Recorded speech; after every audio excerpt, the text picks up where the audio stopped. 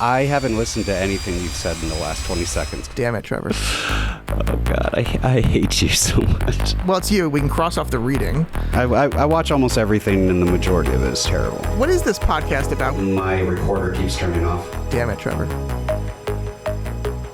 Hi, everybody, and welcome to the first ever episode of No Win Scenario with Don Schechter, that's me, and Trevor. Trevor, how are you doing today? I thought we agreed on no last names. I thought no last names for you, Trevor. I thought you were in hiding. Okay, that's fine. As long as I stay in hiding, I'm totally okay. Well, with a face like that, you should stay in hiding, my friend. So did you just ask me how I'm doing? I did. I didn't actually care. I just thought it was like a polite thing for people first meeting us and being introduced to us. That's fine. But I don't really care. I got to be honest. This is no win scenario, and you have already lost. Yeah, perfect. So before we dive into the show, I mean, I don't know if you know this, Trevor, but I basically started podcasting for everyone. 20 years ago, my friend Isaac and I, we did a podcast called The Darmok Show. It was a single episode podcast. Did you listen to it?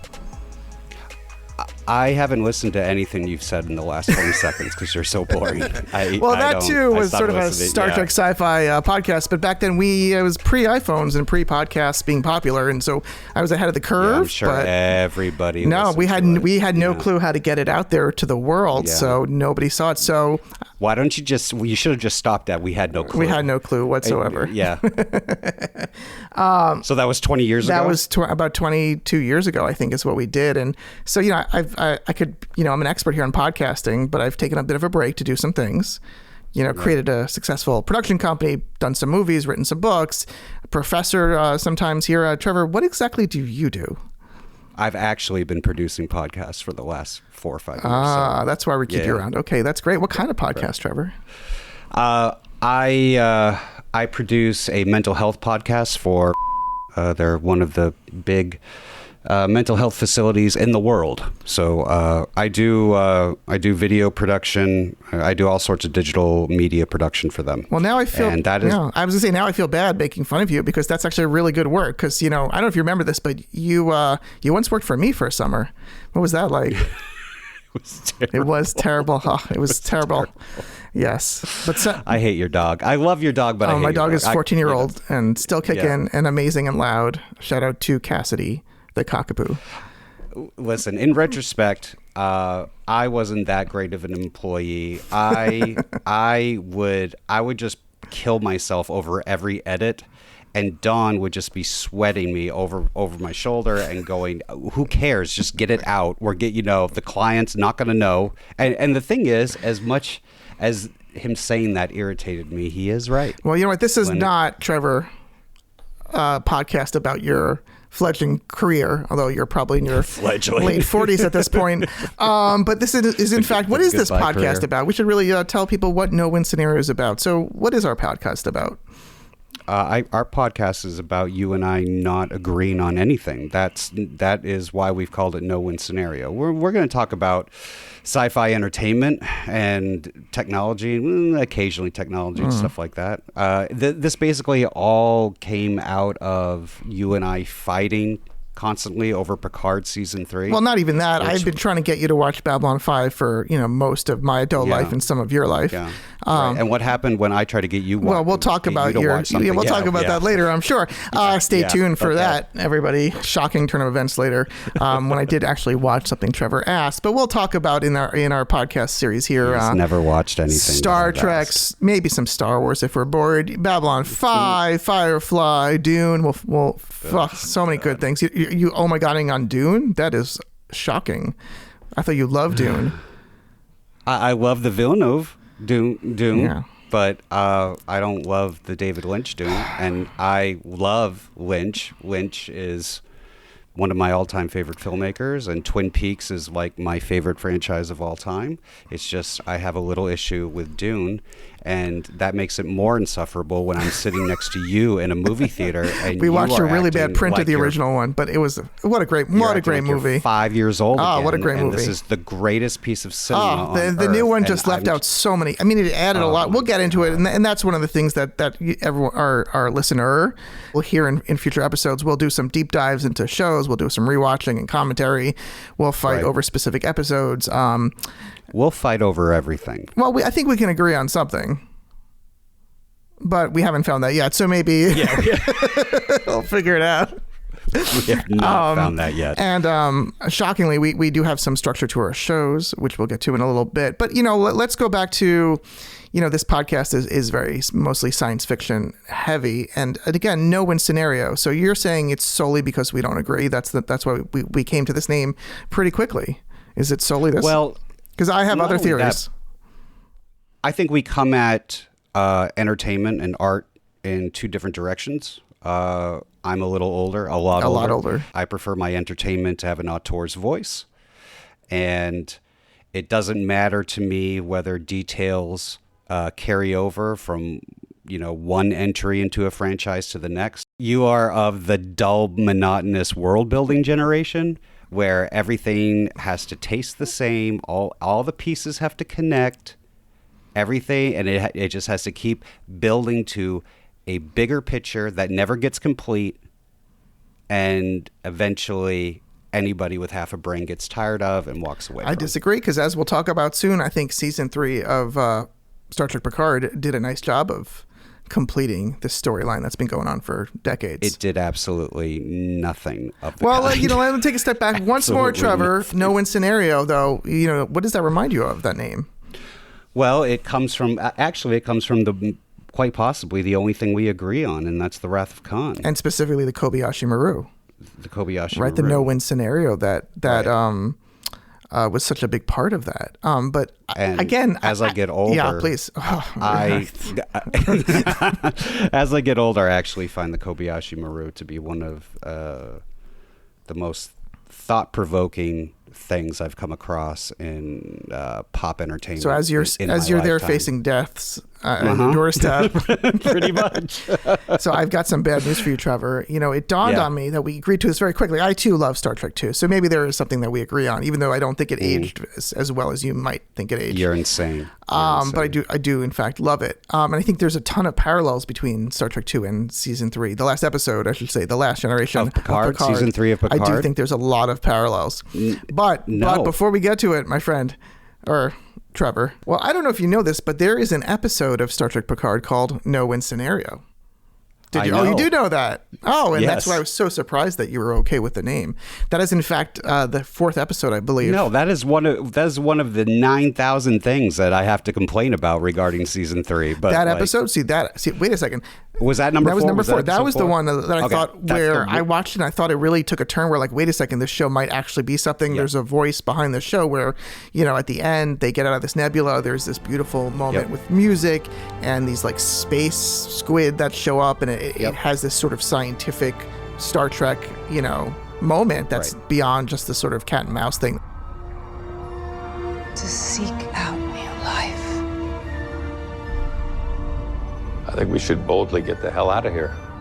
Yeah, I agree with you there. I'll give you episode 4. Episode 4 was very good. I to me, that was like a turning any of point. The other episodes in the series. Well, that is to me, it was ridiculous. a turning point too. I thought it was going to continue with that kind of vision, and it very quickly abandoned it. Well, this is awkward because all our special guests are going to be Star Trek Picard Season 3 special guests. I'm Dave Blass. I'm the production designer on Star Trek Picard. I'm Liz Kwiatkowski. I'm an art director known for Star Trek Picard. Hi, my name is Todd Marks. I'm a computer video playback supervisor. Projects like Star Trek Picard. Well, you're going to have to do a lot of forgive me. I know not what I say. No. I'm Dave Blass. I'm the production designer on Star Trek Picard seasons 2 and 3. But as a whole, I'm a production designer in the film and television industry. Everyone's like, I have no idea what that is. Production designer is the guy who takes the script, reads the script, and it says, this show takes place on a spaceship, or it takes place in a coal mine, or it takes place in a bar. And it's up to me to work with the creative team and figure out, okay, how do we do this? Do we go to a bar? Do we build a spaceship? Is it a visual effect? And how do we turn what's on the page into reality? So I'm the turn the page into reality guy. You grew up in Ashland, Massachusetts, and you were on a path. I mean, you decided to be a filmmaker at some point early on. Yeah, in high school, I was one of those lucky few people who had a career goal, figured it out early, and then just, I said, to my guidance counselor, I'm like, I want to go to Hollywood and work on Star Trek. They're like, well, don't you think you should come up with a more realistic goal? I'm like, no, that's a fantasy goal. I would like to, it's a spaceships. And they're just like, yeah, that's just not going to happen. I'm like, bet me. So I wish I took that bet. But yeah, and then you just kind of figure it out. But this is, when I'm coming up with these stupid ideas, it's in the 80s. At that time, there was no Star Trek: The Next Generation. The Star Trek movies were coming to, we were into, I think, Star Trek 4 about that time. So even those had been, so it wasn't like those were going to go on for another extended period of time. So, so it was just kind of an idea. And I started out going to Northern California, trying to get in an ILM who did all the visual effects and everything. That didn't work out. And then I relocated back to down to Southern California. You've been Emmy nominated a bunch of times, Mm-hmm. but you're also, if I read this right, is it an honorary Kentucky Colonel? Is that what I was reading? It's not an honor. I am an. Oh, you're an official Kentucky Colonel. Kentucky, so from Ashland, Mass to a Kentucky Colonel, what's what does that technically feel like? you should be addressing me as Colonel Blass, but yeah, no, I did a TV show called Justified, which took place in Kentucky. And I love Justified. Yeah. Yeah, And I love it. Justified was probably the biggest example, or one of the biggest examples of showing Kentucky culture. And it all took place, we all shot it in Southern California. So not one frame was ever shot in Kentucky. However, the people of Kentucky saw the show and what I did with the show and recreating the hollers and the feeling of Appalachia, and they felt that it was representative of their culture, and the fact that we went the extra mile to try and replicate not just the pretend we're in Kentucky. It's like, no, we're trying to replicate the nuance and the whole style of things. And I think that there's a very negative connotation to the term hillbilly, and that's kind of pejorative for these people. And once, I've spent a lot of time in the hollers of Kentucky, and once you get to know these people and you understand them and how challenging their lives have been over decades, it really showcases how they live. And that's what I try to do with my design work. And the folks from Harlan, Kentucky, it's a real town, saw that. I had met with them many times, and I helped establish a Justified museum exhibit there for their tourism department, because all of these people travel, and they all now go to Harlan because of Justified. And at the time, there was nothing, as we never shot there, it wasn't like, here's the location. So people would just go and it's like, oh, this is Harlan. But it gave people a focal point to do it. And so it became this big tourist attraction thing, just because of something I did to give back to the people of Kentucky. So and for that, they honored me as a Kentucky Colonel. It's amazing. And so you were nominated for 2 Emmys, correct? Yeah, art direction and production. 3 for that. So 3 Emmys. was each that time losing to Game of Thrones, so don't bring that up. Talk about mental health. It's like literally, I'm gonna, it's like when I go crazy, it'll be no, and it's like, yeah. Well, I know this isn't the equivalent of an Emmy, but Justified is way better than Game of Thrones. Yeah, that's what I say too. Yeah. I'm not a fan of Game of Thrones.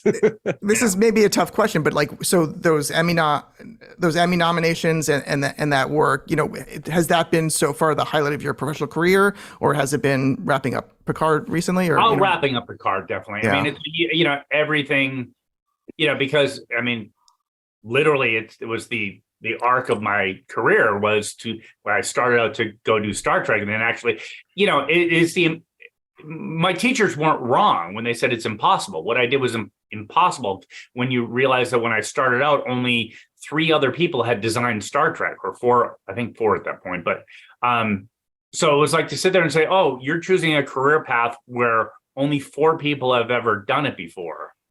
And you're a kid and you don't realize, the adults are supposed to go, okay, that's just not, it's like saying, I want to be in the Beatles, or, it's like, I want to be, but, Yeah, so to actually then end up on Star Trek, getting the opportunity not only to do the show, but to get the job, to do the thing, and then to stick the landing as we did with season 3 of Picard, that's pretty amazing. So how was it that you came to Picard? I had met with him for Discovery at one point, and that didn't work out. And I was on a Marvel show called Ghost Rider that imploded, and we were shooting at the same studios where they're doing Picard. And in fact, we had some sound stages. We lent them to Picard for season 1. And so then they knew me. They knew that I was in the loop and whatever. And then when Ghost Rider went down and Todd Chernowski, who did season 1 of Picard, he left. I was kind of like right there. So, they called me. Then it turned out, that Terry Metalis, the showrunner, we both went to Emerson College in Boston. Both knew the same people. We had friends and things of that nature, both huge Star Trek fans. So we clicked and it went from there. So then all of a sudden, bang, I'm doing Star Trek. Terry, right? He was an assistant or something during Voyager, I believe. Yeah. So, I mean, to go from that to running it that's quite remarkable as well. It is. It's and he's such a great visionary, and hopefully he gets to do more Star Trek or more something else. Yeah. Would you pop on Legacy if it happens? Yeah. I mean, people all like to say, it's like, what you did. It's like, it's show business, and people have been out of work, doing. We'll get into the mental health aspects, but it's not like, people think it's like, it's something like Star Trek. It's like, oh, there's just like people sitting around waiting till Star Trek goes, and then they pop out of the waiting room and then and they join the show. It's like you got to pay your rent and work. I mean, it's like when we started back up for season 2. I mean, it's a great story anecdote that gets told. I got the band back together. Well, I called everyone. No one's available because they're all on other shows. Yeah. So it became that thing of going, oh, it's like, well, wouldn't it be great to get all these people back? And it's like, well, they weren't all just sitting, on their couches waiting for Dave Blass to call. They were, Mike Okuda was on For All Mankind, and Doug Drexler was on Orville, and so that's the way it will be. So it's like, would I love to do Legacy? Sure, but you're working. Well, we're not working. And then, we're not working in this case. Yeah. Yeah. The next call that comes, it's like, if it's a donut commercial, I'm doing it. And it's like, why didn't you do Legacy? Because I was on a donut commercial. What do you want me to do? I think that's something that's important that a lot of people don't understand about the industry, right? It's either you're working and then there's so much job insecurity for everybody about what's going to come next. Yeah. Right? You're on a show, you're on a series, whatever it is. I had a friend who years ago told me, I just pitched a show to J.J. Abrams and now I'm going to the unemployment office to pick up a check. It's so is that kind of insecurity take a toll? Yeah. Oh, it's horrible. It's and you get used to it, but it's just gotten next level toxic in the last, say, 6 years because, and it's probably 6 to 8 years, because of also runaway production. And because it's not only do you have a job, it's where is your job and who are you working with and what's the situation? Because it used to be, for years, all the production, most of the production was done in Los Angeles, and especially if you were doing TV, you'd go to work, every day at Warner Brothers for 22 episodes, and you'd work for a year on a season of a TV show, and you have your things, and that's what it was. But now with the streaming world, everything's cut down to 10 episodes, if that, and it's not done in LA. It's done in Atlanta or New Orleans or New Mexico or Toronto or Bulgaria. Bulgaria, exactly. You look at something like Netflix Wednesday. I mean, the show takes place in Vermont, and they shoot it in Bulgaria or Budapest, wherever Yeah. So I mean, if you think about it, it's like, and why, and that spins back to the whole situation that we're in right now with the writer's strike. And I'm 100% behind the writers. I think that they deserve what they need to get. But on the flip side, the result of it will be more Budapest, because the studios don't have the money, because or if they do, they just don't spend it, because I'm the the first guy who gets the we don't have any money thing. and we don't have any money, and thus we're in Budapest shooting a show that takes place in Vermont.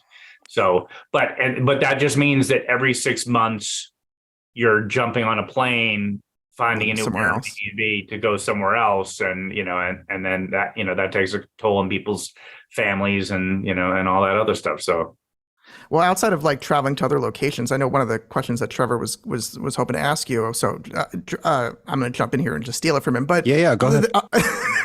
Other than flying to Budapest or something and moving around, like can you talk about how like filming in volumes, like that to me seems like a big money saver versus being on location or building sets and sort of how your experience with that and for folks that don't know what it is, the volume is basically a big curved TV screen. It's like a big screen. Like best example is if you go to like a concert, the big screen that's behind the band that has video on it. It's like that, but it's a big curved one, so that when you're standing in front of it, as opposed to the way it used to be done, where you put a blue screen up there and add the stuff later, you now have this video screen and you add the stuff at the time you're shooting. The challenge is it's a massive paradigm shift for the fix it in post versus now you have to do it in pre-production. So you're looking at a matter of like, let's just say 20 to 30 weeks to create the digital assets that go on the wall, which means that the script has to be done. The writers have to, everyone has to know what it is that's going to go on the screen. The director has to chime in. So it changes a lot of things, because normally a director comes in a week or two, maybe a month before starting shooting. So now all of these decisions have to be done well in advance, and often before the director gets hired. The director comes on, it's like, that's not going to work for my vision, and then it becomes problematic. So, but that's the main thing, which is you completely go from, you have to do a lot more up front, and it just changes the crewing and staffing and all that stuff. Was the use of volume a life-saving Band-Aid during COVID? We didn't use it at all during Picard. For some shows, it was. I mean, really, the Discovery, right? Discovery used it quite a bit. And but the main problem is that it didn't. It helped a little bit during COVID, but not on but not really, because most of the stuff on just like something like Discovery that they were going to that they put on the volume would be something that you would put in blue screen. So that it's the same thing, and it's not really. I don't know. See, like I personally, I directed one project on a volume. I didn't love it. I'm finding if the future technology, like the green screen with Unreal, okay, I get that a little bit better. I'm just finding not every show, but a lot of shows, I find that I hate to say this to someone in the industry, but I feel like sometimes the blocking or the DPs end up being a little bit lazy when a volume's in play, and everything still feels very flat. You're very limited to only a few focal lengths with volume. I mean, that's what I've seen consistently.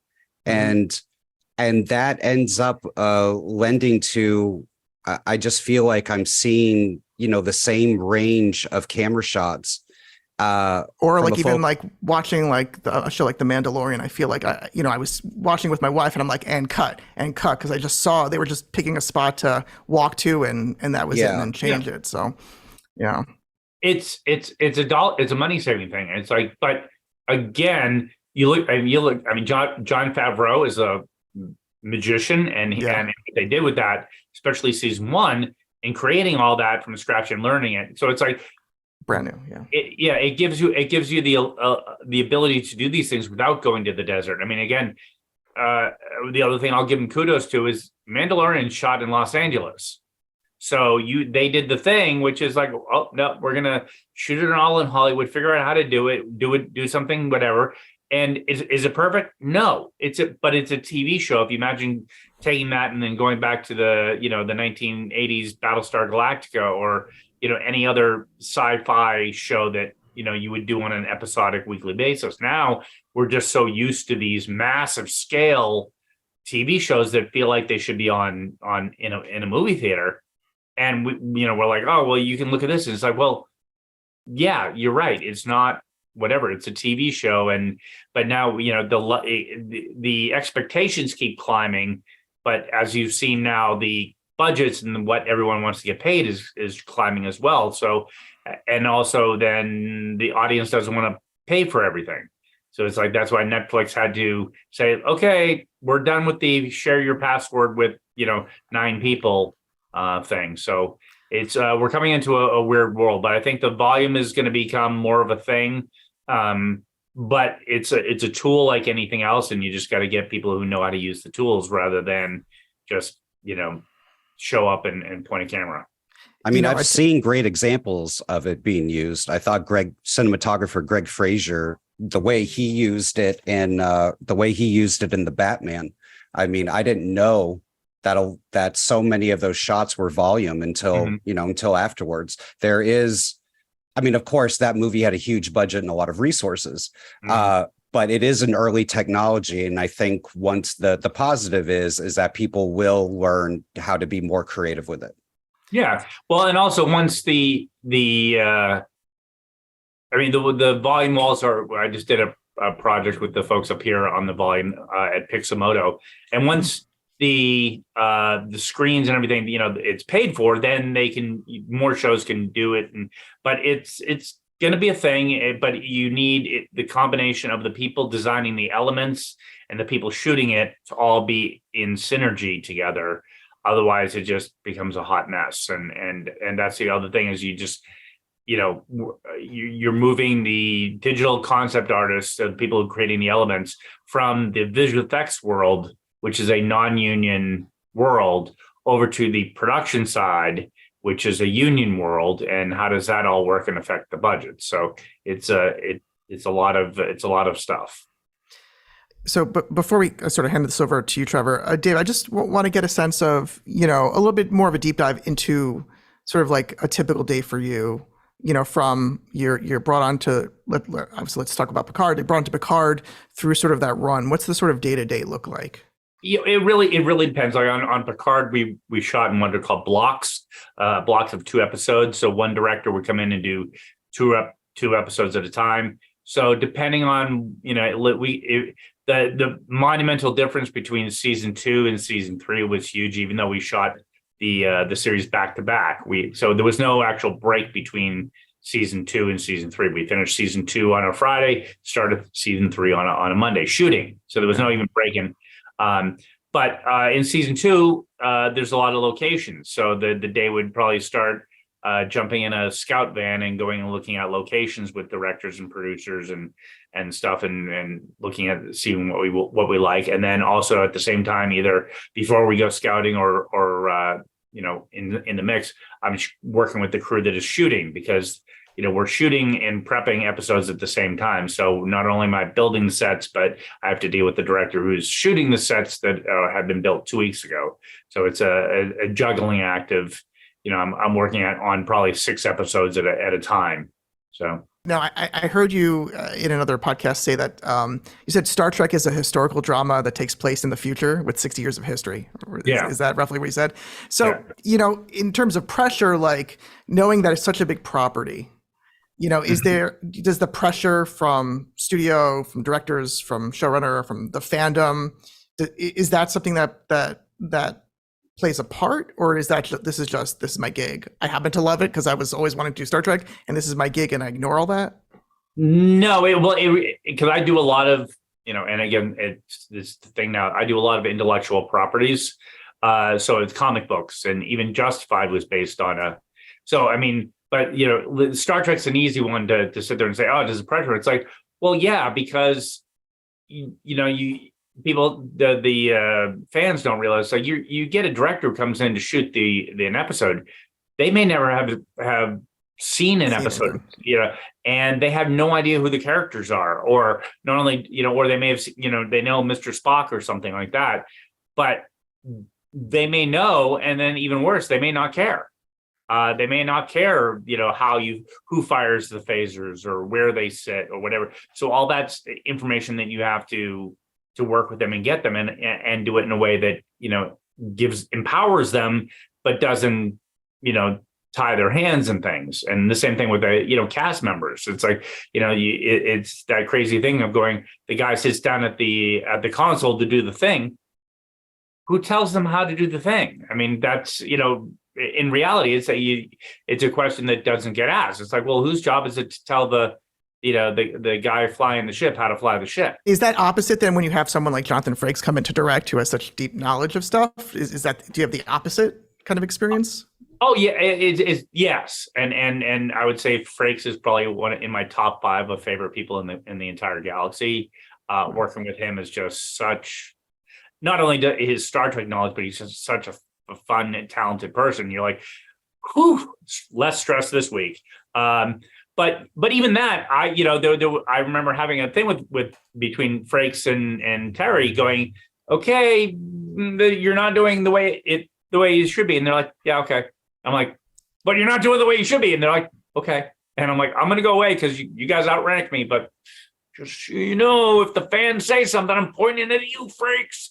And no one noticed, so they were right and I was wrong. But it's that thing. But yes, having someone come in and like Frakes helps.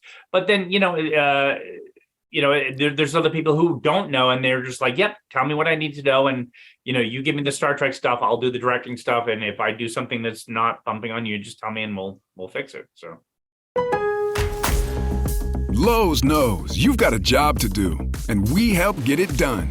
With the MyLowe's Pro Rewards program, eligible members save more with volume discounts on qualifying orders through a quote of $2,000 or more. Join for free today. Lowe's, we help, you save.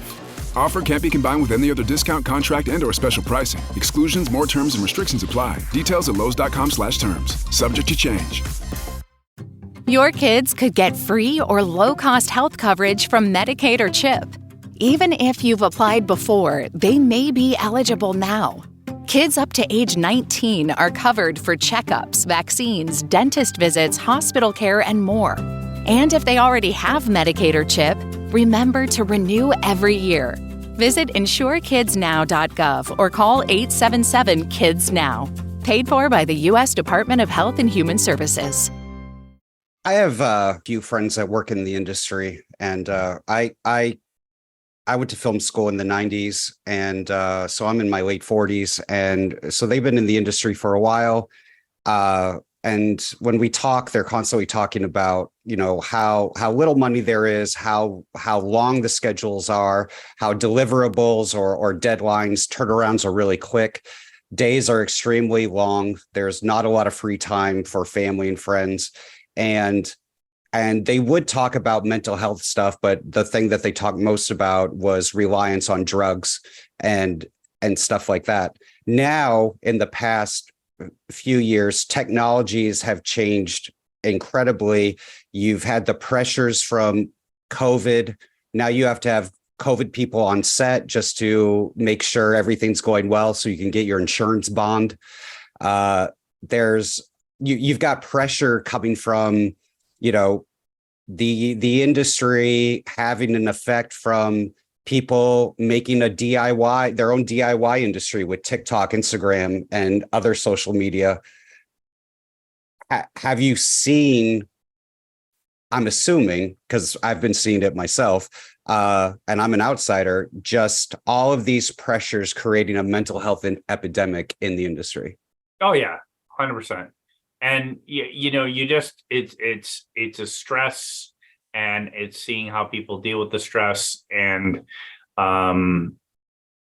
it's a very hard thing because no matter what happens, there's never, even though the budgets go up, people start talking about how much this show may cost or to do it. The expectations keep going up, the amount of time, and then that's the other thing. It's like, how do we save money? And they come up with all these crazy, stupid ways to save money that make people's heads explode. But head exploding doesn't cost money. So it just, they save money. So we're going to do that. Like this crazy concept of double up days. So like on The Boys, we did this a lot, which was so if you're shooting for 14 days on an episode, the first day and the last day of the episode, they'll shoot overlapping episodes. So, episode 7 will shoot on that day and episode 8. So they'll have two crews of people going and they'll bring in additional people, and so there'll be two different things shooting on those first and last days, because then if you add that up over the course of the show, you're saving like 2 weeks of filming time, and all the costs, the sound stages, the rentals, the this, the that. It saves millions of dollars. But a lot of people are doing twice as much work because you have now two shows and then there's, they bring in some new people, but some people are just doing twice as much work and for the same amount of money. So you're seeing quicker burnout. Oh yeah. I mean, it's like, and also that's the other thing, which is the industry has been growing exponentially over the last 15 years. There's so many shows, and then the skill set of people. It used to be a much tighter knit thing, and now the industry has gone global. So you have a combination of people that are really skilled, and a combination of people who are working on a ton of projects just because there's no one else available. Right. So there's a mixture, and then as horrible and whatever the COVID was, it exposed this really interesting thing where people are like, oh, remember that for that, 6 months where I had to work from home and I didn't have to wear pants? I want to go back to doing that. I don't want to have to go into the office anymore. I was able to be at home with my kids and walk my dog whenever I wanted to do it and take care of my sick mother or whatever, and still do my job. And I didn't have to drive, especially in LA, like an hour to work every morning. People spend, you just think about it. It's like in traffic, an hour to work, an hour home, that's 2 hours of your life that you spend sitting in a box. And if you are working from home, you don't have to do that. And you save all that. So I have so many people that are like, yeah, I don't want to go into the office anymore. Mm-hmm. And the studios are saying, well, that's less office space. That's less things that we have to do. And, especially during COVID, it's like, oh, that's one less COVID test to do. That's great. I'm like, okay, but now I have all these people disconnected. It used to be that hive mind where everyone would sit around a conference table, share ideas and things. Now everyone's sitting at home doing their own thing, not looking at the desk of the guy next to him and see what he's doing, being inspired by it, and connecting and seeing, oh, he's doing this. My wall that I'm doing here, it has to go up against his wall that's there. They need to match, because they're sitting at home. You get there and then the walls end up like that, and then you have to redo it all. So, but that was a big issue during Picard because, I assembled the dream team, as everyone calls it, of Star Trek designers.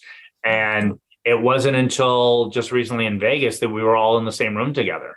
So wow.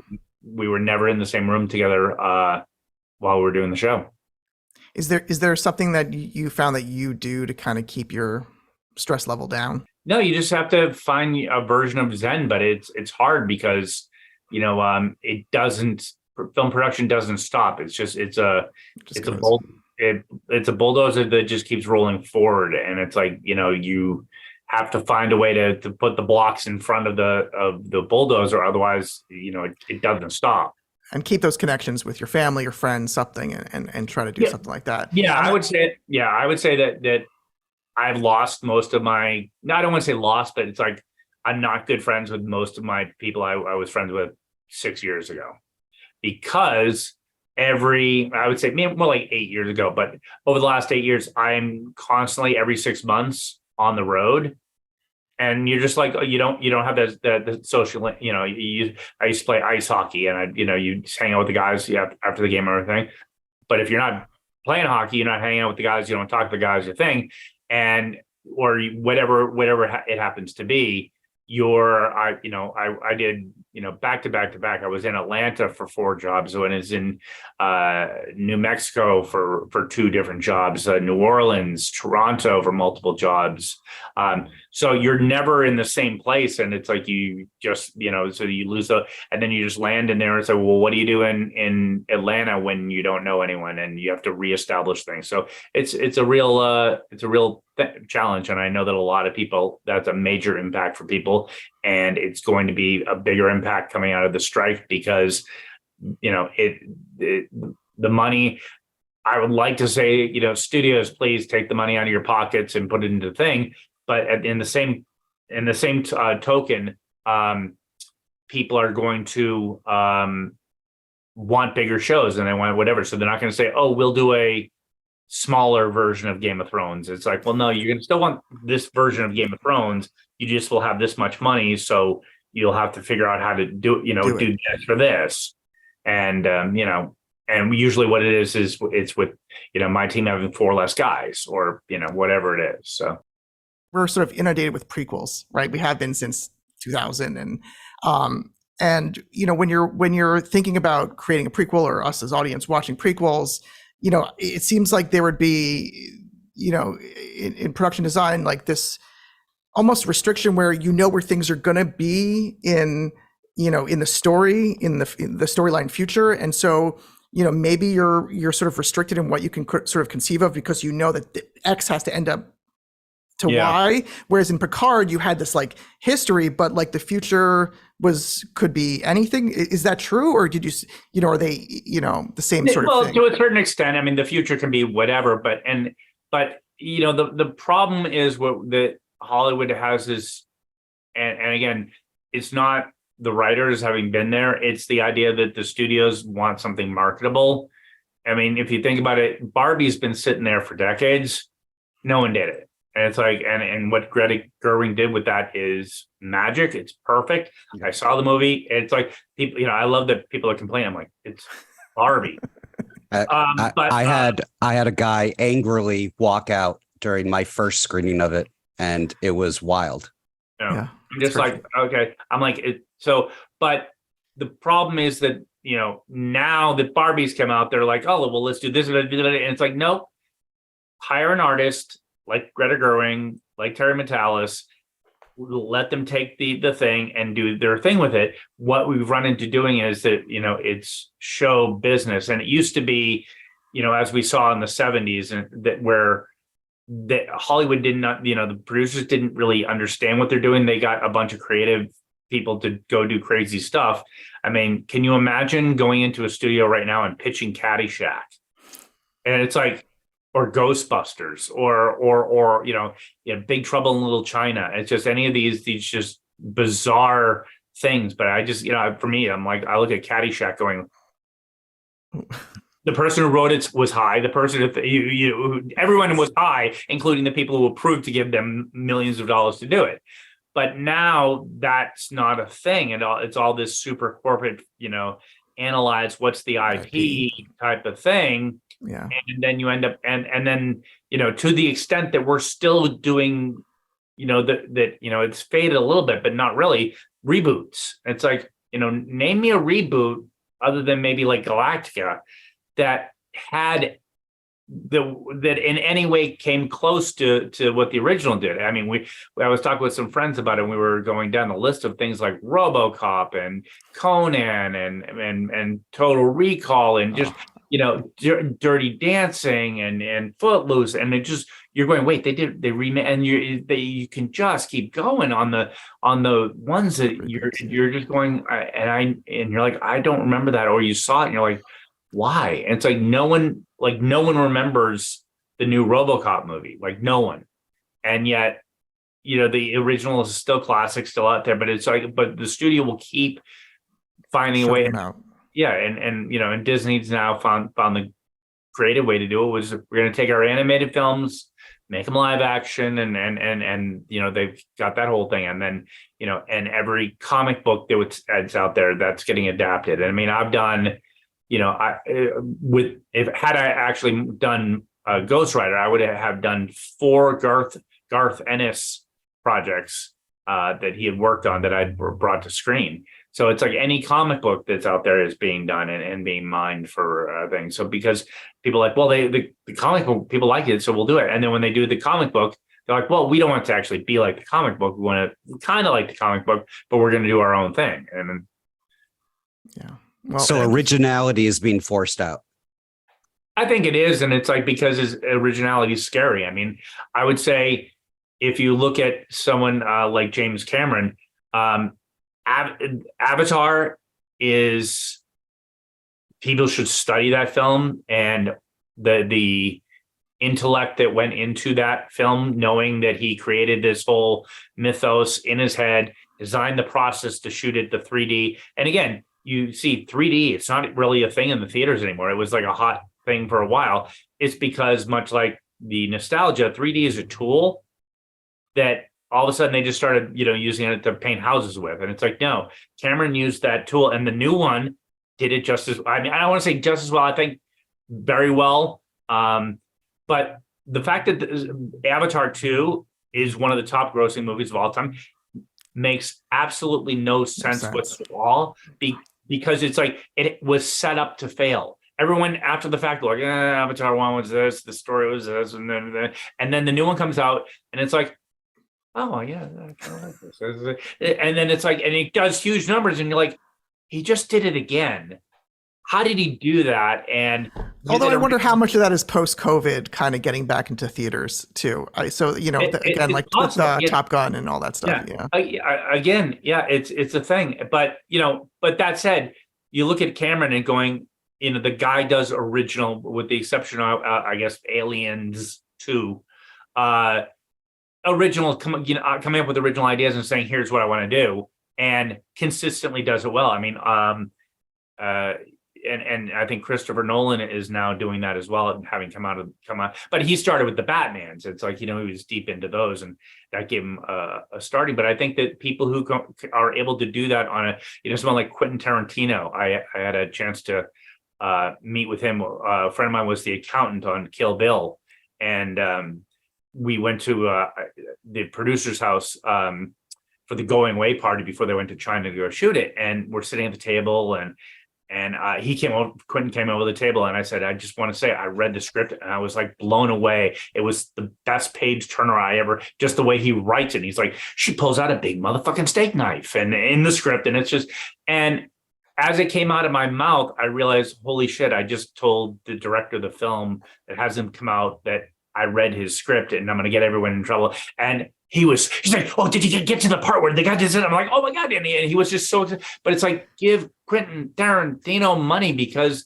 and that's what the studio did when Kill Bill, because the Kill Bill was originally one movie, one script, and they're getting into it and they're like, dude, you're shooting so much stuff. And he's like, I know. I can't, I'm going to try and cut it down and do that. And they're like, well, before you cut it down, could you take it and make it 2 movies? And he's like, well, yeah, I could do that. And they're like, go make your movie. And they got both Kill Bills for, I think it was like $80 million. And then, it's like for the studio, and that was, Miramax back in the day going, give Quentin his money. We're going to make our money back. It's not a big deal. But I think that A24 is probably the only thing that we have going right now that is close to that, where they're taking artists and giving them a little bit of money and letting them fly. So I think, yeah. So finally, what's next for you? What can we? I'm waiting for a mayonnaise commercial, or I'm always shooting a mayonnaise commercial. That's what I do. Yeah, I mean, anything at all. I mean, it's like, so, I mean, the way, talk about mental health, the problem with, design is we're the first people who get hired on shows. And, we're the people who, when the studio's like, oh, we're going to start doing this thing. Oh, but there's a strike coming up. Do we really want to have a giant spaceship sitting on a soundstage that costs us $200,000 a week? Because, we're going back to things, time and money. So if we build the spaceship that's sitting on the stage, we're going to pay for the stage every week. So we should make damn well sure. And everyone knew in January that the strike was going to happen. So they stopped starting new projects in January. So I've been out sitting on the bench for a lot longer than I would normally like. And even like jobs that I was interviewing for that, several of the new Star Trek shows were supposed to start in May. And they were like, yep, no, we're starting in May. We're going to start in May. And it's like, no. So, people are like, oh, you're going to, when Legacy, it's like, well, Legacy isn't a thing. It's, it's a dream. Right now. It's an idea. The studio would have to call Terry and say, Terry, we want you to, we're going to book you for this thing, get your team together, come up with an outline. We want to do this thing. And then after, 3 months or whatever, they go, okay, we're going to green light this thing. Then we can start actually. So if they called Terry the day the strike ends, we're into 2024 before Terry is able to say, hey, we're doing the show called Legacy, and we're going to start talking and moving forward. So by then, I've already had to sell my house and whatnot. So, I mean, it's going to get, I know lots of people, and this is not hyperbole, people who are losing their homes. And the challenge is that it's not just the actors and writers who are striking. It's everyone down that list. Everyone down the line. Yeah. It's the sign shops. It's the florists. It's the caterers. It's the people who are support. And when the strike is over, they will have they will not have benefited. People aren't prepared for how the studios are going to, like CBS is going to take Yellowstone and move it from their Paramount network and put it on CBS. And car dealers are going to go, wow, Yellowstone, we can buy an ad in Yellowstone on CBS on Thursday night. Yeah. And they're going to make a shit ton of things because more than half the country hasn't seen Yellowstone. And those that have seen it will probably watch it again. Yeah. So they have, and also the CBS makes money. CBS online, or, the online people, the streamers don't make money. So, I mean, you can look at Netflix as a good example of how much money they lost in their share price. So it's going to be a thing, and lives are going to be ruined. So a lot of mental health issues coming up. So well, let's end on a happy note. Dream project. You was working on Star Trek Dream project going forward. What's your dream? I'd love to work with Terry again and do Legacy and start from scratch and whatnot. I mean, it's like for me, I thought it was a missed opportunity. By all, because when Star Trek, but the part of the problem with that Legacy is that we shot season 2 and 3 back to back. We keep saying that, but when season 2 aired and was done, there wasn't a damn person in the world going, let's start talking about doing more of this. They didn't, so the studio didn't, so no one thought about it, and it wasn't until season 3 dropped and everyone started going, wow, then we want more of it. It wasn't until like halfway through that we want more Legacy, and then so if at that, it was a different show. I mean, it was a completely different show. But it wasn't for the studio, and that's it wasn't for them. Yeah. So, but at that point, they really got motivated, they should have said, hey, it's going to take us 6 months to rebuild the Enterprise G and do all these things. We should start doing it now. So when the strike is over, all the sets are built that we would, our core sets, and then we can start, going. But so if Terry gets the call, he gets 3 months to develop his stuff, then it's another 6 months to build all the stuff. And, you're looking at 2025 but before anyone's, seeing anything called Legacy. So. Well, thank you so much for your time. We super appreciate it. Yeah, thank you, Dave. Really appreciate it. No problem at all. Thank you guys for having me, and it's a really fascinating topic. The combination of, but I think that it's a bigger deep dive in the mental health and the Hollywood. I would love to see someone do a deep dive on the use of drugs in Hollywood, and just not only just the coping drugs, but the recreational things. And so everyone's doing like maintenance drugs that get them through the day, and they keep them on some version of an even keel, or keep them whatever, as opposed to I'm going to get stoned out of my mind and write this crazy stuff and be in a different place. So now everyone's just trying to maintain an even keel level of drugs. But I find that the drugs are still there. Tons of people are doing it, but it's not a happy place drug. It's more of a morose drug. A lot of people are using drugs, uppers, amphetamines just to do their job. And that tells me that the expectations of these jobs are not manageable, in my opinion. That you look at just the hours. It's like people talk about doctor's hours. They're working like 12-hour shifts. And I go, if I work a 12-hour shift, that's a short day. Yeah. And it's like, and that you're doing that every day for decades. We have the mentality, and again, mental health, and the studios, that we need these 15-hour days because it saves money. And it's like, and one of the things we were doing because of COVID and everything, we were doing French hours on Picard, which means no lunch. So you have a walking lunch. So when you have 30 seconds, you go and grab a sandwich or something. It's ridiculous. And but then you go over to England and they're like, no, we're done at 5 o'clock and we're having tea. It's a and, job. I worked in Ireland, and at 5 o'clock, that piece of wood in your hand just got dropped, and we would go to the pub and there'd be 15 pints lined up on the pub because they finish their job, go have a pint, relax, you're done. And they don't, and turn the brain off. We're not thinking about whatever that was, and it's just not a thing. So it is possible people do it, but in our world, it's always that thing of going, but if we shoot 15 hours, we can save $4 and we can save the thing. And that is so all the strike is going to do is make that worse. Yeah. Well, thank you, Dave. Thank you. Really appreciate it. Buying a car in Carvana was so easy. I was able to finance it through them. Whoa, wait, you mean finance? Yeah, finance. Got pre-qualified for a Carvana auto loan, entered my terms, and shot from thousands of great car options, all within my budget. That's cool, but financing through Carvana was so easy. Financed. Done. And I get to pick up my car from their Carvana vending machine tomorrow. Financed. Right, that's what I said. You can spend time trying to pronounce financing, or you can actually finance and buy your car today on Carvana. Financing subject to credit approval. Additional terms and conditions may apply. Power up fall projects with Ego at Lowe's. Every tool delivers power beyond belief. So whether it's leaves, limbs, or lawn cleanup, count on Ego to deliver the power, performance, and innovation you need. And now for a limited time, save up to $60 on select blowers, chainsaws, and pole saws.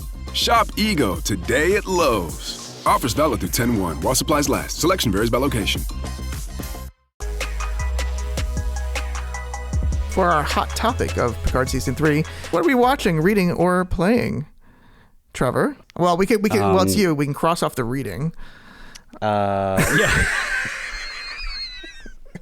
I'm going to come off like the biggest jerk in this podcast, and I just want everyone to know I'm the biggest jerk. He primed me big time for this. I mean, for years. Trust me, I'm the big jerk.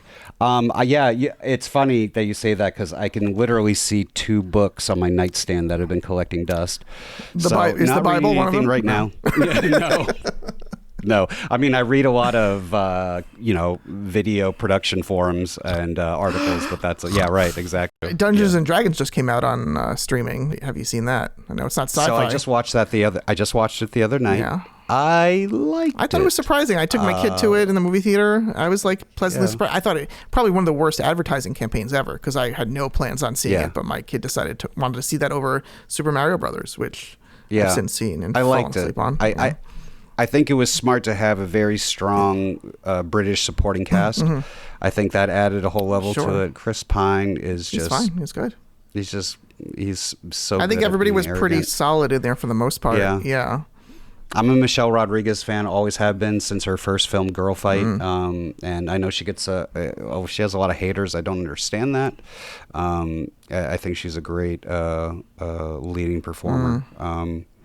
The film was fun, and it had a couple of sequences that were really well staged and very, very creative. The whole portal thing, where they actually used the sound effects from the video game Portal. When they went through it? Yeah. Whenever the portal was placed in the movie, they used the same sound effect. It was very clever. And the special effects, they can be great, but they if they're not clever, it gets dull after a while. These special effects, I mean, you could argue that they're not as good as some other films, but they were so clever and so well staged that this is why they stood out to me. I'll remember the special effects in the Dungeons & Dragons film more than most of the crap I'll see this year. Well, I've watched a couple of good Apple TV shows recently. I'm a big fan of Drops of God, which is not sci-fi, but it's about... Have you heard about this show? No, I haven't. Well, it's good, so that's why you don't know it. Drops of God, great show. Really check it out. French... I believe I should have done some research here on this one, but wait, it's foreign language, multiple with subtitles? languages, French. And you're watching this? Yeah, it was good. It just finished up, so I completely recommend that. And then of course Foundation. I thought they did a pretty good job of. I am going to start watching Foundation. Oh yeah. That looks good. I bet you haven't read the books. I read them when I think I was in 4th grade or 3rd grade. They're kind of heavy books to read as a small child, but and then as Spangler said in Ghostbusters, print is dead. Are you referencing a movie from like 1984 or 5? 4, yeah. Okay. Yes, I am. Well...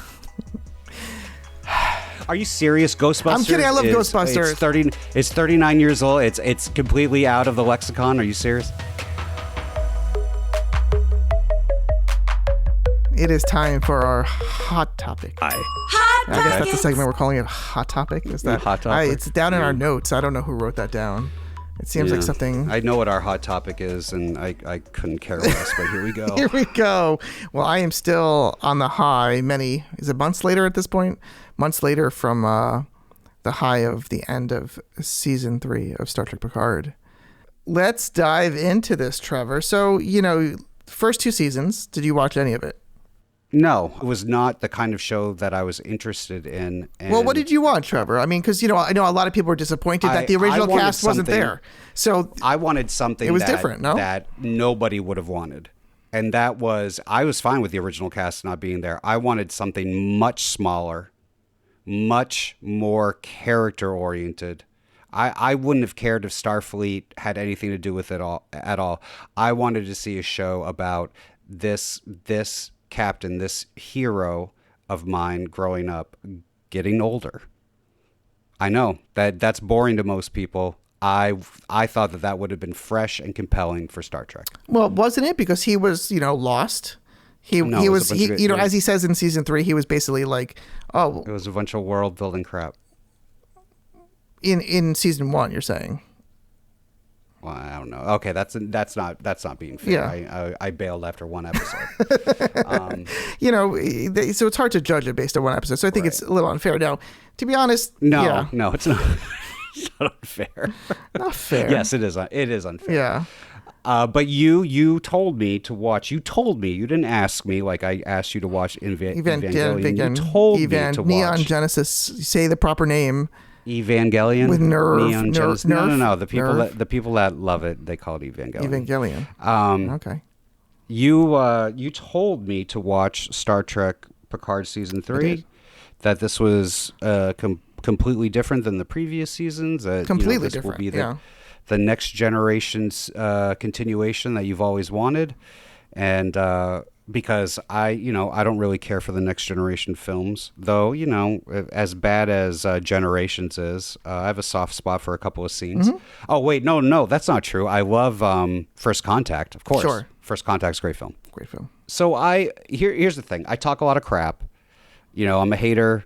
I'm pretty negative, but I do when I sit down and watch something, I do sit down and open my mind. I act like a curmudgeon, but I really do open my mind. Mm-hmm. And I went into season 3 with a very open mind, and right away I just felt like it was, I didn't feel any connection to the characters, even the already established characters. There are these new characters that, of course, I had to contact you and be like, who's this? And of course, everyone they would. Like you didn't know who Ro was, but you also right. No, but forget season 1 and 2. So Laris was basically the only crossover, and Rafi, excuse me, Laris and Rafi. Laris, they kind of just let go. Laris, who I didn't find compelling. Yeah, but she was in there for the 1 episode and then gone and never returned. In the season, they kind of let her go. And then Rafi, you didn't know, but I don't think you needed to know anything about Rafi. I mean, I think they kind of established her as the undercover and the drug and that's the family. The one that ends up with Worf. Yeah, right? So I don't think I couldn't care less about her story. It was fine, and she has a relationship with Seven that kind of is at the end. Yeah. But you had no connection to these characters, which is very strange. I mean, these are characters who 7 years and movies who had an impact on you. I'm sure growing up. Jonathan Frakes, who just did a great job of acting. Fantastic job. And he was why I held in. And such a good director too. Mm-hmm. But he did a very good job with his episode directing. Very good. I thought he did the best. I thought Jerry Ryan was fantastic. Yeah, so Jerry Ryan's so interesting, the new captain of the Enterprise. Voyager, I watched. I wasn't a huge fan. I watched some of it. I watched it all. It never hit. Yeah. I was really more into Deep Space Nine. 7, I never really connected with. She always felt awkward to me, but I think Jerry Ryan really, really showed up in the show, and she just did a fabulous job. She did a very good job. It's the thing where, I talk about this a lot when we watch like music talent shows and the difference between professionals and good amateurs, right? The difference is professionals don't seem like they're trying. Right. And she didn't seem like she was trying. I agree. There was a level of confidence and relaxed nature while she was, being this character that I think was so good and just did such a great job. I mean, so she was great. I mean, Shaw was great. I don't know how they would bring him back in Legacy. So this is something I want to bring up with Shaw in particular. We talked about this. I loved Shaw. Yeah. I thought Shaw was fantastic. I thought the performance was great, and I thought they did him dirty, to be honest. It almost felt a little easy to I mean, the goal was to get her on, as the captain, and they probably needed someone to die. Yeah, but they could have found another way. It's funny. He's like, it's yours now, 7 of 9. I saw someone trying to justify. Oh man, I wrote this down somewhere. Trying to justify that she was like the 7th captain of the 9th ship. Doesn't quite work. But if you go back to like the original Enterprise, Kirk's and Pike's ship at C-1701, you got the A, the B, the C, the D, the E, F, G. So she's in charge of G. So that's the 9th ship. Not quite the 7th captain. So she's 7 on the 9th, like the letter G, Enterprise. If you also include the NX-01 Enterprise ship, it's the 9th Enterprise that we've seen. All of that you just said bored the hell out of me, like completely. I think, so for season 3, so like if in a perfect world for you, like what would you want? You said you wanted it small with Picard, but with the Next Generation cast back, what would you want? Well,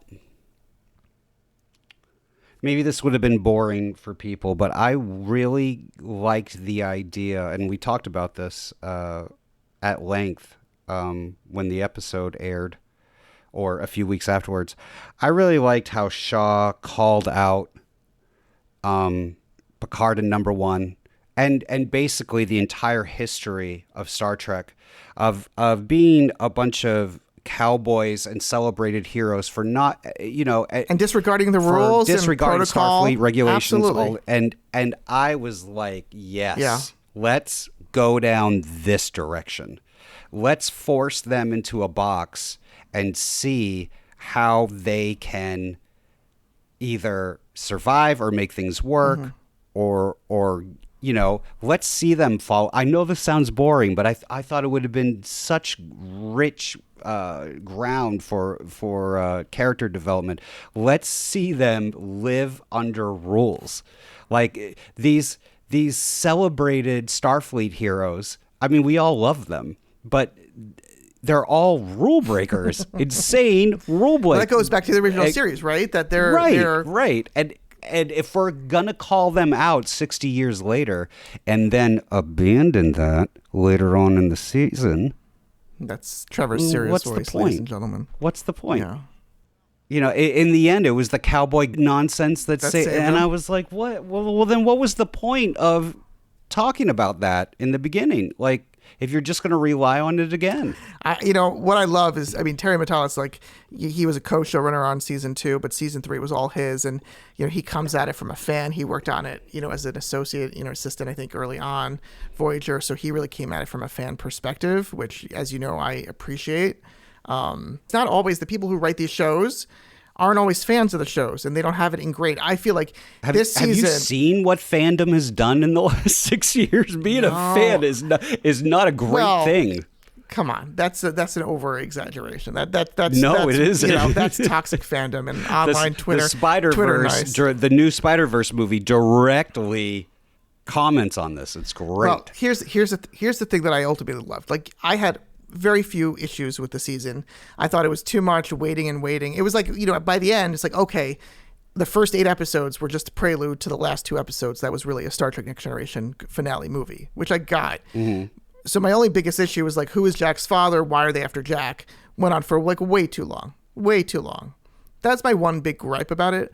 But for me, I love that it was a nostalgic show, like and it wrapped up the series again. I think All Good Things was a great series finale for Next Generation, but there was still so much life in those characters, and I think they did such a good job, like revisiting that universe without, making it, with still making something new, and still having the characters grow and still having an exciting story.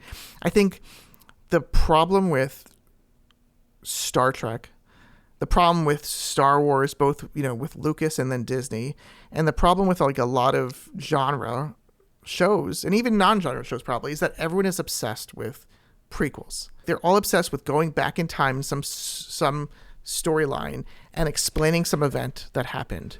No, because there was Enterprise. Like, this is all turn of the century. There was Enterprise. There's the Star Wars prequels. There's Discovery until it jumped a shark and went to the future, which is actually better, but it's strange. There's Strange New Worlds now, I think, is the exception, that it actually works. And I think that's solely because of Anson Mount. I mean, he got that show based on him guest starring on Discovery, and he was so good that everyone demanded he get a show.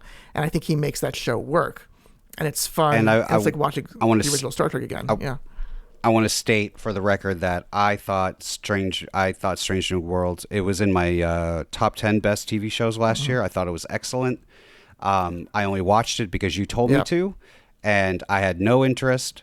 And I started watching it and was like, oh my gosh, this show is excellent. It's well crafted. It looks great. The cast is fun. Top to bottom, fantastic. And it feels like watching the original Star Trek. It feels like what that must have felt like, in a way. The scripts are far better. And that's what was killing me about Picard Season 3. I know that they're not the same show, but I thought the productions with Strange New Worlds had, like, turned a corner. And I just assumed that Picard would have this kind of vision. But I think Picard, it did because it was a familiar landscape that was a little bit more modern, a little bit more new, but still lived in that same century, in that same technology, right? And it couldn't be so advanced that it didn't belong in the next generation world. It just needed to be like just a little further ahead, whereas Strange New Worlds can kind of do whatever it wants. But going back to this whole sort of like prequel thing, right?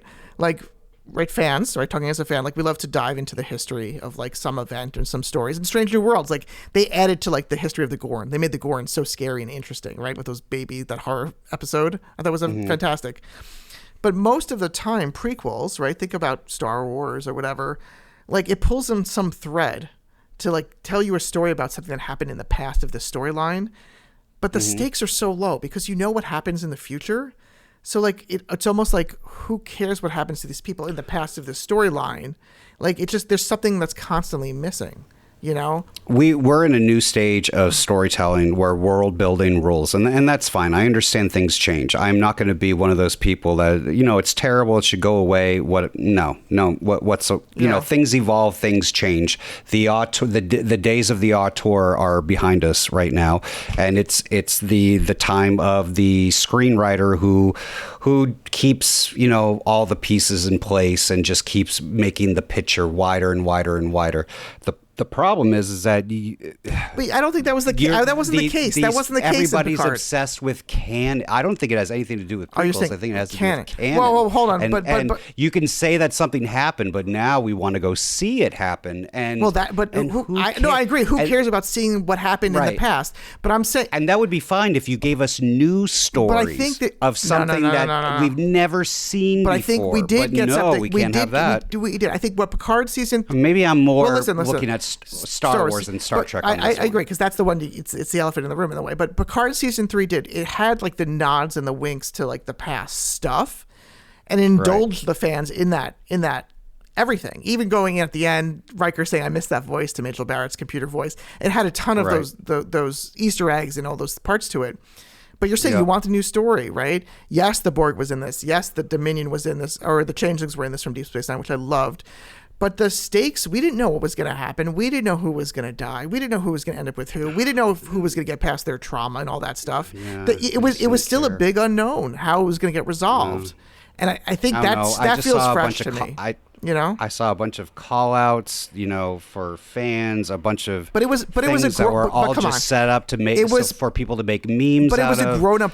Tell me that it wasn't in a grown-up version of Next Generation. Next Generation still, for the most part, aged well. For the most part, aged well. It felt like a slightly more mature version of it completely. No, I didn't feel that. But here's the kicker, Trevor. Let me pitch you on something. The number one reason why I think season 3 was ultimately successful. Don't hate me. Because there has been criticism, like, do they really need the Borg again? All this stuff, right? Yeah. That was my big thing.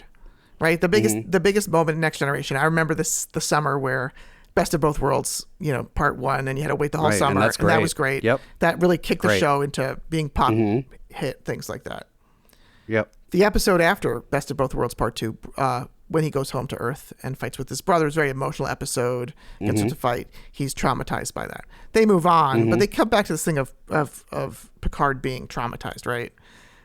First Contact, there's obviously he has the big blow up with about kill them all, kill them, they come, we retreat, all that stuff, and then he kind of pulls away. But basically, what season 3 does is kind of says, it wraps up that thread of the trauma that he's had all these years of being part of the collective. He was always afraid of going back. He was traumatized by this physical, he says it was a violation, right? His body, his mind was violated.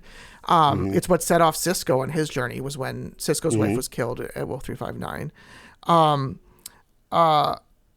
So he's had this trauma all his life, and he's never been able to get past it. That, and then First Sight, also in First Contact, there was the logical of why can he still feel the Borg and stuff like that. So there was a logical part to it that was a nice kind of closure on it. But for him to go onto the Borg ship to save Jack, to save his son, and he does hesitate for half a millisecond, which was an interesting choice, before he sticks the thing in. So he does hesitate for a very instant moment there. But the fact that he's willing to go and be in faces like trauma, go into the collective, and then say to his son, when Jack's like, I'm not leaving, I like it here, saying, well, I will stay with you because of you for as long as you need. That completely seals up Picard's story, from going back from Best of Both Worlds till now, because there was a hole in that character for all these years. Yes, it was about him getting old in season 1 and trying to find a new crew and the other stuff. And honestly, the end of season 2 was the part I liked. I thought the Will Wheaton cameo was nice, which you didn't see. I thought Q was a little bit off in the beginning. I love John Delancey. I love Q. He dies. He dies. Spoiler alert! In the end of season 2, it's about him dying and how he and Picard reconcile at the end. It's a very interesting moment. Some people hated it. I loved it. I thought it was beautiful how these two actors just sat in 2 chairs and talked. You should 100% see it. Well, wait a minute. So why is he dies? He dies. That's why that's not according to what I saw. Not according to the end, right? The end credit scene where because Jack says, "I thought you were dead," and Q says, "You're thinking too linearly" or something. So there's a way you can get around it. But I think it was a really well acted moment between John Delancey and Patrick Stewart. So I would just skip ahead, honestly, to the last 2 episodes of season 2, if you're not going to watch it, because I really do think the cameo and then John Delancey was fantastic. I'm absolutely not going to do that. I don't care. Wait, let me finish, because I'm trying to convince you this is my take, and maybe this is maybe what we do is we pitch each other episode to episode, and someone is, if we convince each other. So you understand that the closing the loop on that trauma, and that's a very big deal. Okay. In that scene with Jack in the void, this collective, he talks about how he had been waiting in that vineyard to die alone, knowing that there was something missing and he didn't know what it was, but he was there waiting to die, which is true. That was season 1. And that at that moment in that void with Jack, he realizes that what he needed in his life to be vital, and that was his kids, to feel young again with his child, with his son. What does that harken back to, Trevor? Star Trek 2, the end of Star Trek 2 with Kirk and his son, where Spock is on the Genesis planet dead, and he says, I feel young again, right? I feel alive. He's connected with his son, right? And that connection is what makes it. That's a bit of a stretch. Because in Star Trek 2, it was all about Kirk feeling old, right? Feeling old for his age, all this stuff. And what happens to make him feel young again? Spock dying? No. That there was this new life, and that he has this son now that he didn't know he had. And so the whole children make us feel young and vital, grounding us, and it's acknowledging the past and adding to it with this. Yeah, I mean, fair enough. They thematically name checked Wrath of Khan. I don't think it was. I'd be surprised if it was intentional. But I think it's there. I don't think that makes it compelling. Listen, in my opinion, compelling characters have compelling stories, and I I just didn't find anybody to be very compelling in this outside of the captain. Well, Shaw, Seven. What about Seven with her whole name, her identity? Seven. Yeah, but these aren't the major players. These aren't the ones that are carrying the narrative. Riker with his son and the thing with his son. Nah, I didn't. Listen, the Frakes performance is excellent and the directing of episode 4, but like even his story, I didn't care for. I cared about the captain. I liked him, and then I liked Worf's kind of like newfound pacifism, or not pacifism, mindfulness and stuff like that. That was cute. They got some good laughs, some genuinely well earned laughs out of that. But I was kind of rolling my eye. I mean, listen, we talked about this before. I knew I hadn't even seen a trailer for Picard season 3. And I knew going into this, that they were going to bring Locutus back into this thing because they always go back to that well. Well, they needed to, but they again, the episode was called The Last Generation. It started with the next and ended with the last. That was it. And when it happened, I just groaned. I was like, "Are you serious?" I mean, there was a little bit of a logical, I thought First Contact did it right, and. But they were always still out there. You know, Voyager released whatever they released. It's been a year since I saw it, and so they were always still out there. And this was the wrap up, you know. And this is the wrap up of the character. He is linked to the Borg, and so they had to destroy the Borg to finish his story completely. And there's nothing left for Picard. I'd love to see more of him, but I don't think we need to, you know. And I think until this was resolved and this came out the way it did, it was always going to be a hole, you know. Is Kirk resolved? Though, I mean, the way he died under that bridge, is his character resolved? I don't think so. Well, I've heard geeks tell me, "Oh, he's alive. He's in that Matrix thing." Return. He's in the the ribbon. And I'm like, what? The Nexus, or the book that Nexus, he co-wrote supposedly with where he comes back because he's the Borg. Yeah, and there was there was when they went to the Daystrom Institute, there was the little James Kirk body, in that part. I mean. I don't know. You know what I'm saying? Like, Picard, I think they did right by, like, closing him out this way. I thought it was very disappointing. Oh, I was going to say, I thought you were agreeing with me, and I'd won the episode. No, so the winner of the episode is Dawn. Episode 1 of No Win Scenario, winner Dawn. No, well, hold on. I do want to say something positive about Picard Season 3 that you and I actually agree on. Something that I found to be very moving, very emotional. And something that I thought set a very high watermark for the entire franchise. That show has hands down the best Star Trek credit sequence. Every episode, no matter if I couldn't stand it or not, I always watch that credit sequence because it is so well designed. It is so artfully rendered. You're looking at a bunch of computer screens and somehow it's insanely emotional. It's using specific cues. Yeah, they're all Easter eggs, and they're all hitting. And I'm just like, this was great.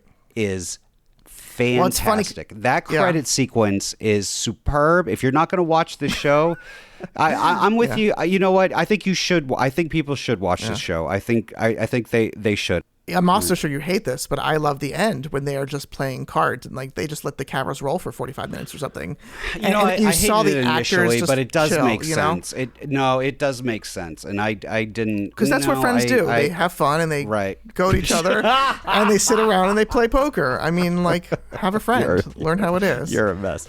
How the show failed to move me emotionally and failed to make me feel like I was saying goodbye. That credit sequence did that. That credit sequence made me feel like, wow, this is it. Like, this is it. This is the end. I don't know how looking at a bunch of computer screens does that, but it was just so well done that was, I still felt I had the emotional experience of saying goodbye, to this TV, to a TV show. That credit sequence filled the emotional gap for me where the show didn't. Well, with that, I think we are done with our first ever episode of No Win Scenario. So for hate mail to Trevor, for questions about Neon Genesis Evangelion Lily. Wasn't she in Lost? We should talk about Lost one day. Yeah, she was. Yeah, it wasn't good. Yep. I disagree. I thought Lost was great. I even liked the ending. I know a lot of people hate it. I don't like how there was this move in and around the turn of the 21st century, I should say, to always end sci-fi films with a religious bent. Battlestar Galactica kind of did that. Lost did that. You and I liked Battlestar Galactica. I like Battlestar Galactica. The end. Yeah, we watched the finale together. Did we? I have no memory. Yeah. I went to your house and we watched it. Oh, look at you getting out of your basement. Yeah. How's your cat? She's great. She's sleeping right behind me. There you go. Cat lady Trevor. Yeah. But, a lot of these shows ended with, this sort of religious tilt to it that wasn't there earlier. So one of many reasons that Lost, I think, fell short in my book. It wasn't planned out, unlike Babylon 5, which was fully planned out and wonderful. So with that, email your questions, your thoughts, your comments to us at nowin-scenario-podcast@gmail.com. That's nowin-scenario-podcast@gmail.com. I am Don. And I am Trevor. Thanks for listening. In today's world, mental health is everyone's concern. If you or someone you know is in crisis, please use these resources. For U.S. listeners, call 1-800-950-6264 or text Helpline, all one word, HELPLINE, to 62640 or email helpline@NAMI.org. That's NAMI.org. For our international listeners, please visit suicidestop.com. That's SUICIDESTOP.com.